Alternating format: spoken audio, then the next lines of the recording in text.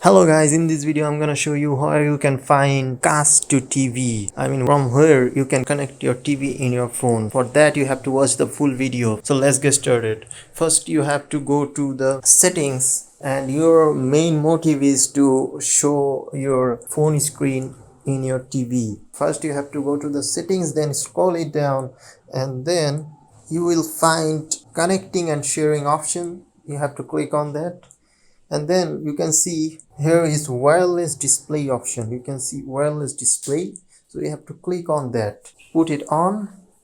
Then you can see it's my TV's number, so I can connect my TV from here, and it will be connected.